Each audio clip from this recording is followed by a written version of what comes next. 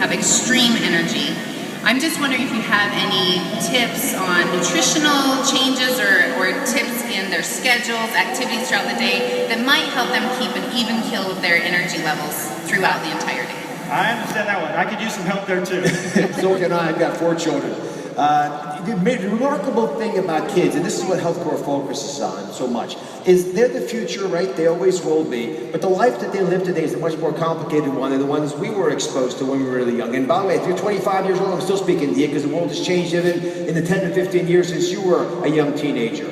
So what we have found is a couple things. One, they get information overload. They get a lot of anxiety with that. And the ability of the brain to cope with that is dependent on a couple factors. And there's many bits of advice I can give. Actually, I was just backstage talking to one of your experts from Australia who did her PhD looking at kids on the ADHD autism spectrum and found that zinc was actually linked to it. But let me point to one thing that we have found to be very effective, which is ground therapy. I'll say it simply, send the kids out to play.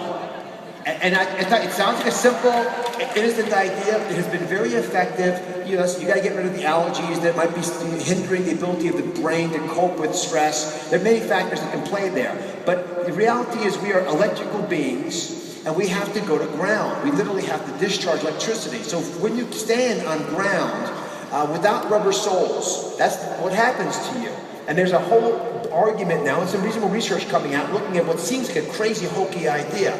But they have done studies looking at kids who have a lot of activity. When you send them out to play, and they actually seem to deal with that much more effectively, which is frankly what my mom did with me, and I'm sure, Dr. Wentz, is that what you did with your son too? Yes, he's nodding yes. He's nodding.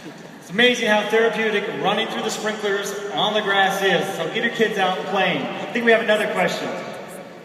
Hola, doctora, soy Carla de México, Tijuana. Pronto planeamos tener bebés. Quiero saber qué puedo hacer para prepararme y que todo salga excelente. Oh, congratulations. Isn't that great? By the way, before we came over here, we took lots of pictures with David and Dr. Wentz, and I saw a huge contingent from Mexico, so welcome to the Mexican group. They're all up there. The Reds.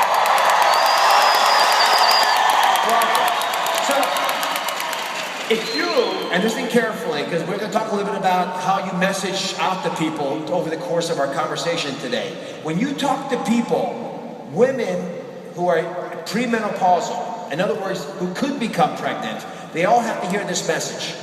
As soon as you get pregnant, the child's genes start to shift depending on the nutrition that you have.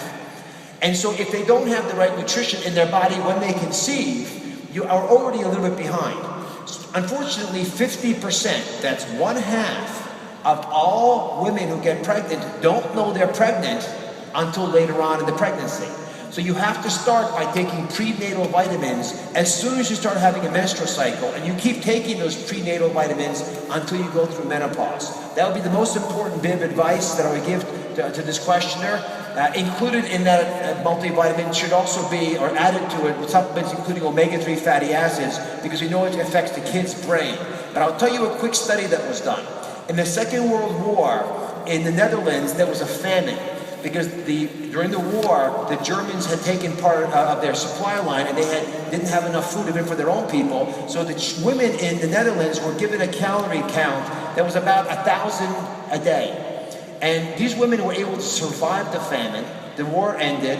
They got more food. When they actually